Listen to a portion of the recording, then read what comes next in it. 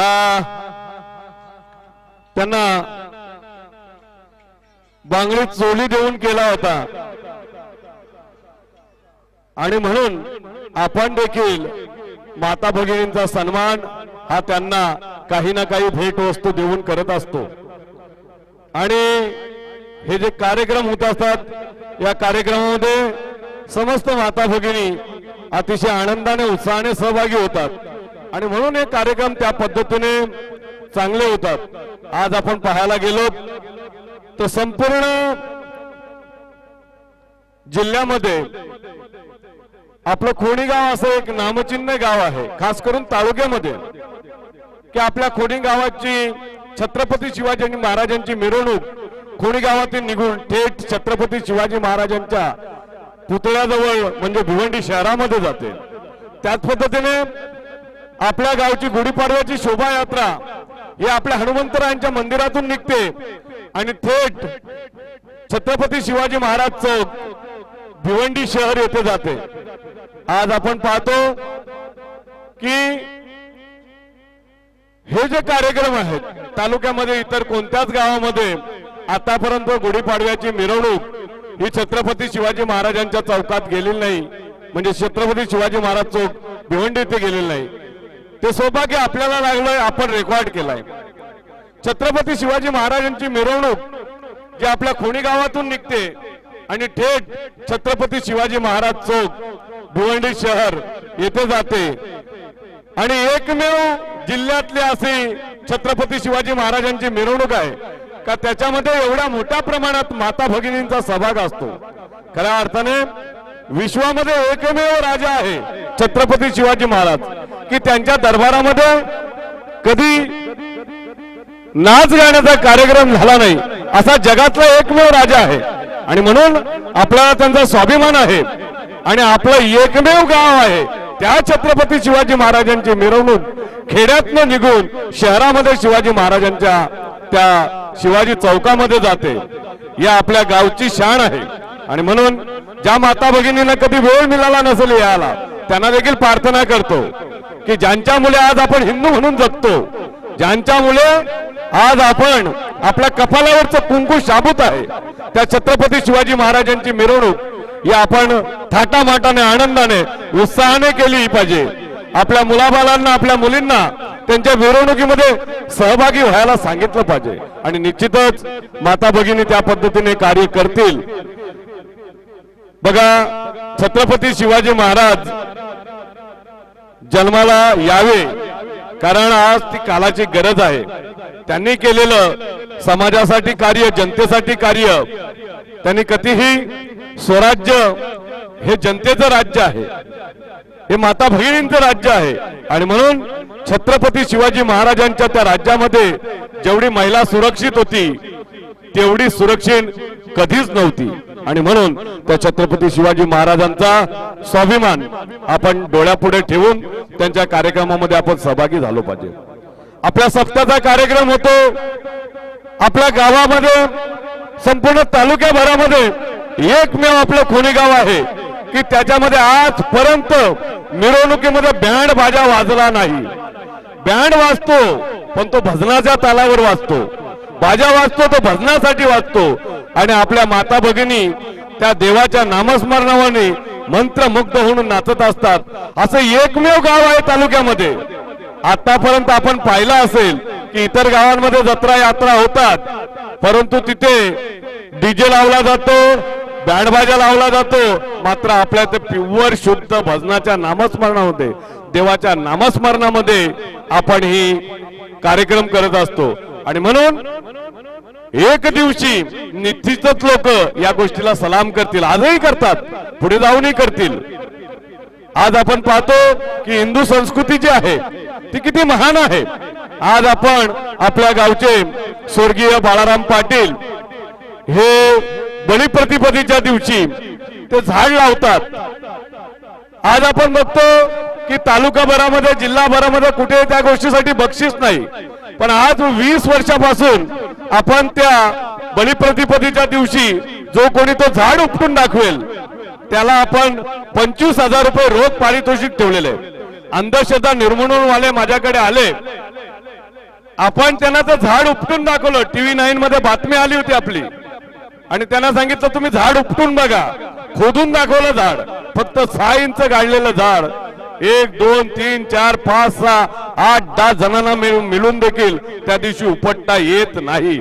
म्हणजे किती श्रद्धा असते पाहिजे. आज आपण बघतो की युवा मित्र मंडळ खोणी म्हणजे आपल्या गावचे सार्वजनिक गणपती बाप्पा अनेक चमत्कार आपल्याला इथे पाहायला भेटतात. मी काही निमूलत्या 5 गोष्टी आपल्या पुढे मांडतो. मुद्दामून सांगितलं तर आपण लोकांना सांगितलं तर कळतील. आज आपण बघतो बरेचसे भाविक भक्तगण लालबागच्या राजाला नवस बोलायला जातात. आम्ही अशाच पद्धतीने आज 15 वर्षापूर्वी लालबागच्या राजाला दर्शनाला चाललो होतो.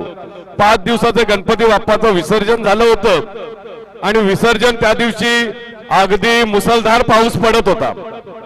त्या विसर्जनाच्या वेळेस हे आपलं जे साहित्य असते इलेक्ट्रिक साहित्य तलावरती आपण लाऊडस्पीकर लावतो ते घेऊन आपण गेलो होतो तिथे, आणि आपल्या इथे सेवकरी असलेला बबन हा देखील तिथे विसर्जनाच्या कार्यक्रमामध्ये व्यस्त होता. गणपती बाप्पांचं विसर्जन झालं, मात्र बबनला आम्ही विसरलो. बबन लाऊडस्पीकरचं सामान भिजू नये म्हणून अंगावरती ताडपत्री घेऊन जो बसला खाली तो 1.5-2 तास तिथेच होता. पाऊस काय थांबत नव्हता. आम्ही इथल्या आरतीला आलो तयारी करून वगैरे, तेव्हा बबनची आठवण झाली की बबन कुठं आहे. बबनला आम्ही शोधायला गेलो, बबनला घेऊन आलो. बबनला उठता देखील येत नव्हता. इनोवा गाडी घेऊन आलो, बबनला त्याच्यामध्ये गाडीमध्ये टाकून आणला इथे, आणि बबनला ना उठता येत होतं ना बसता येत होतं. तो 2-2.5 तास एकाच जागेवरती बसल्यामुळे त्याचे पाय आखडले होते. आम्ही रात्री लालबागच्या राजाला दर्शनाला गेलो.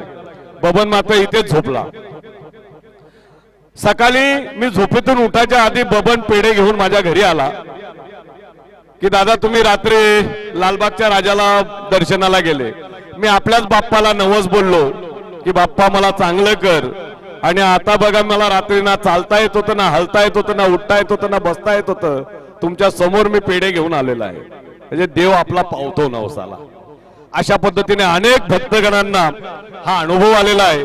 काही माणसांना मुलं बाळ होत नसतील, त्यांनी देखील नवस बोललेले आहेत, त्यांना देखील मुलं बाळ झालेले आहेत. सर्वात मोठा चमत्कार झाला तो 12 वर्ष होता आपल्या गणरायांचं. गणरायांची मिरवणूक येत होती आपल्या पुलावरनं. जुना पूल जो आहे, डंपरची गाडी होती, सुरेश शिंगोले यांचा डंपर होता, आणि त्या डंपर मध्ये बाप्पांची मूर्ती घेऊन येत होतो. त्या गाडीमध्ये डंपर बोलल्यानंतर सर्व पत्र्याची बावडे असते, आणि त्या गाडीमध्ये 25-30 मुलं, लहान लहान मुलं बसलेली होती. आणि मंगेश पाटील या मुलाच्या हातामध्ये झेंडा होता. झेंड्याला रॉट होता स्टीलचा, आणि झेंडाचा रॉट उंच होता. आता तो उंच रॉट तो फडकवत होता वरती, आणि 22,000 केवीच्या लाईनला, ट्रान्सफॉर्मरच्या लाईनला तो रॉट लागला. रॉट लागल्यानंतर झेंडा जळाला. त्या रॉट वरती वेल्डिंग केल्यासारखे डाग आले. मी समोर आहे, मला असं दिसतंय की गाडीच्या टायरला आग लागली, आणि मंगेश हा क्षणार्धात करंट लागला बोलून न कोसळला. मी त्याला माझ्या हातात घेतलं आणि त्याला घेऊन पळत होतो दवाखान्यामध्ये नेण्यासाठी. आपण स्वप्नामध्ये ज्या पद्धतीने पळतोय, माझी परिस्थिती जवळजवळ तशीच होती. मला पळताच येत नव्हतं. स्वप्नात जसे पळतो तसाच पळत होतो मी. त्याला शांताराम आणि इतर 2 मुलांनी माझ्या हातातून घेतला आणि रिक्षात टाकला. मी आपल्या पुलावरनं धावत तर मेट्रो हॉटेल पर्यंत रिक्षाच्या पाठीमागे धावत होतो. शांतारामने आणि त्यांनी त्याची छाती वगैरे दाबली, आणि त्या मंगेशला एक वांती झाली आणि तो शुद्धीवरती आला. दवाखान्यात गेल्यानंतर मंगेश पूर्णपणे एकदम शुद्धीवरती होता, काही एक त्रास नव्हता. सगळ्यात मोठा चमत्कार, झेंडा जळाला, झेंड्याच्या काठीला डाग आला, मात्र मंगेशच्या हातामध्ये जो रॉट होता त्याच्या हाताला साधा डाग देखील आला नाही.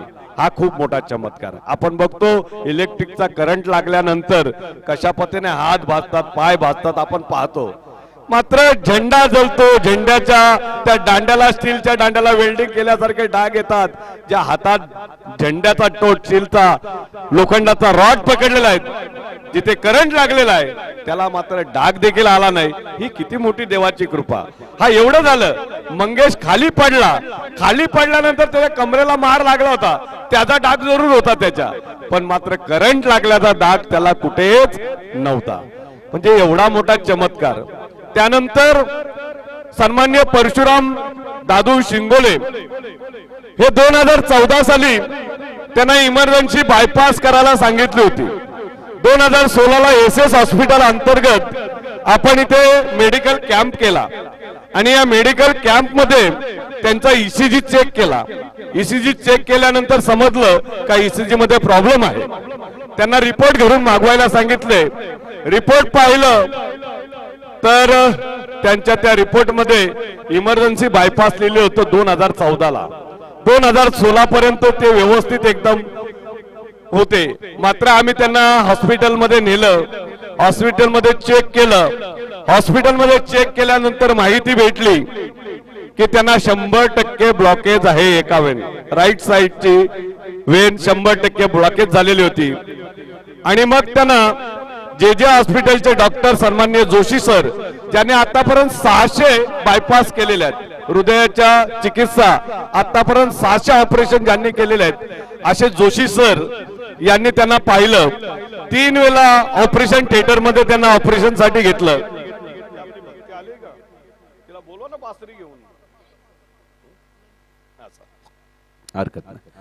त्यानंतर त्यांना अगदी 3-4 दिवसामध्ये ऑपरेशन थिएटर मध्ये घेतलं. जोशी सरांनी सांगितलं त्यांचा BP आहे, आज त्यांचं आपण ऑपरेशन करू नये. पुन्हा त्यांना 2 दिवसानंतर ऑपरेशन थिएटर मध्ये घेतलं. जोशी सर बोलतात की त्यांचा BP काय जागेवरती येत नाही, त्याच्यामुळे थांबव ऑपरेशन. पुन्हा थांबवलं. पुन्हा 3rd टाइमला जोशी सरांनी सांगितलं की त्यांची मान आखूड आहे, त्यांचा पूर्णपणे बायपास करायचा तर प्रॉब्लेम निर्माण होऊ शकतो आपल्याला, त्याच्यामुळे तुमचा पेशंट आहे तो व्यवस्थित आहे, तुम्ही यांची आता बायपास करण्याची रिस्क घेऊ नका.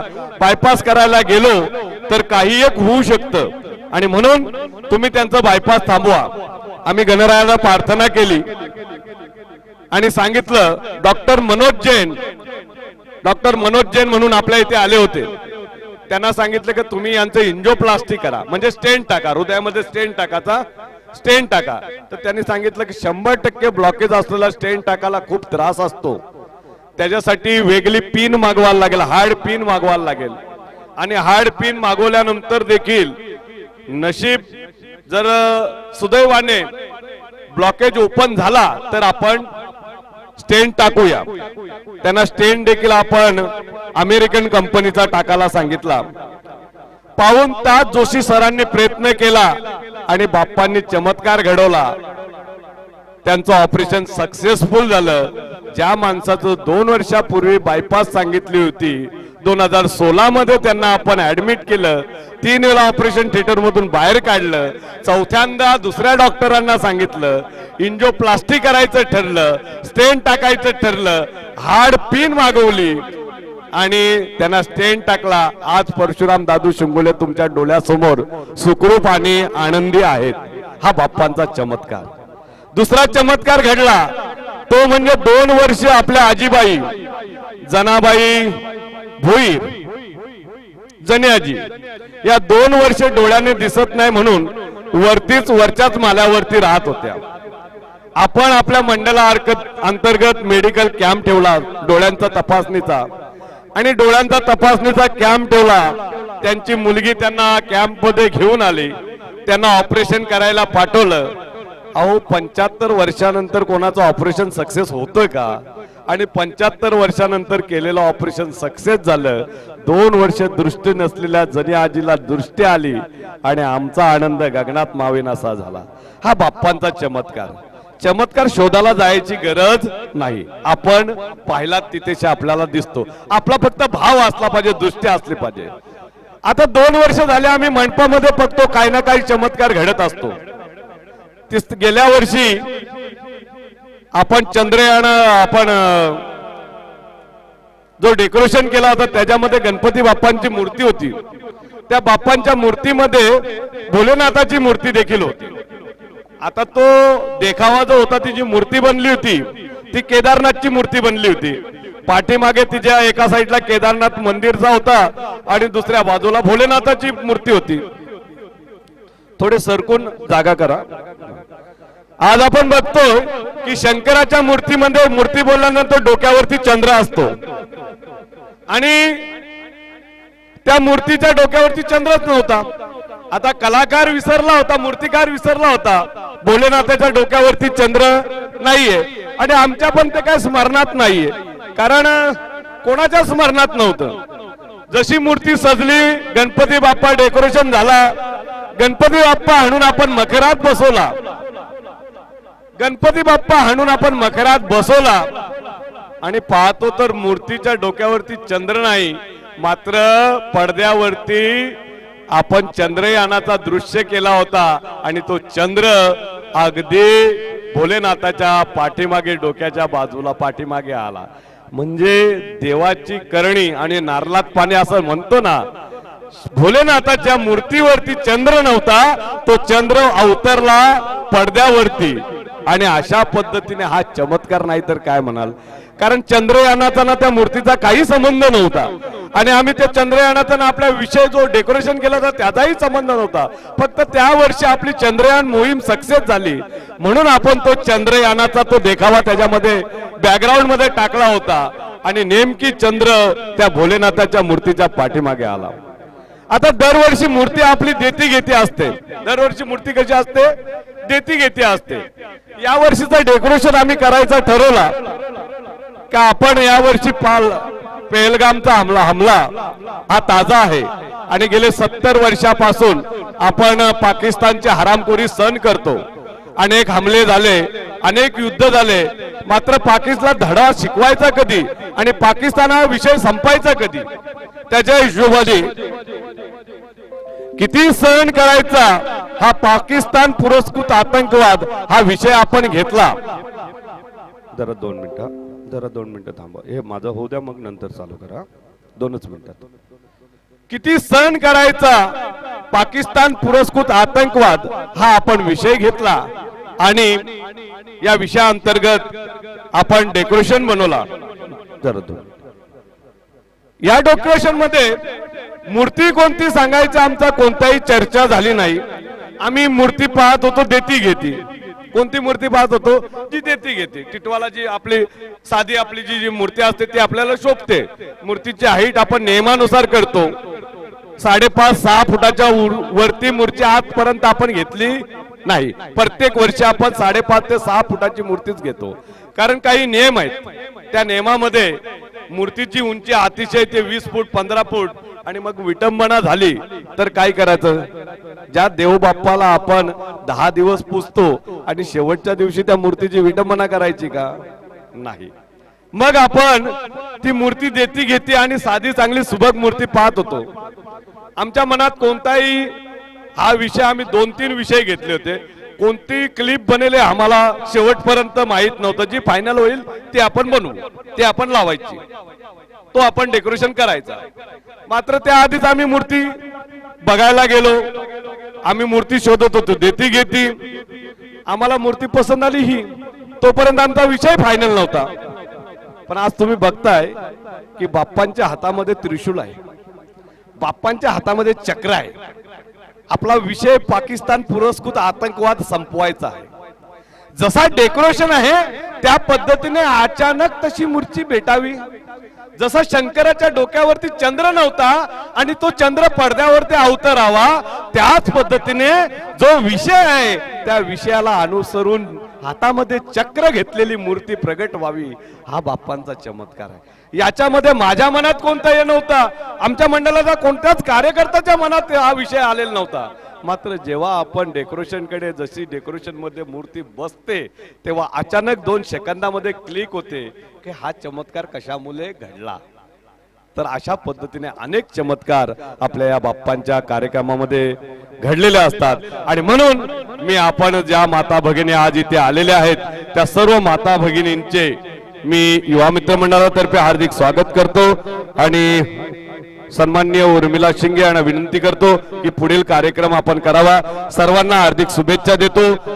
मोनाली, तुम्ही यांच्या स्पर्धेसाठी जे स्पर्धामध्ये भाग घेणार आहेत त्यांची नावं लिहून घ्या, ती डायरी घ्या मोठी तिथे, आणि त्या पद्धतीने आपण कार्यक्रमाला पुढील सुरुवात करूया। आणि सध्या जोपर्यंत कार्यक्रमाचे क्रीडा स्पर्धांची नावं लिहितात तोपर्यंत तुम्ही बाकीचा देवबाप्पाचं दर्शन आणि नाच गाणे केले तरी चालेल।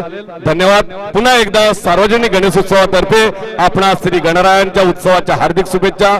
जय श्रीराम, गणपती बाप्पा मंगल मूर्ती। धन्यवाद।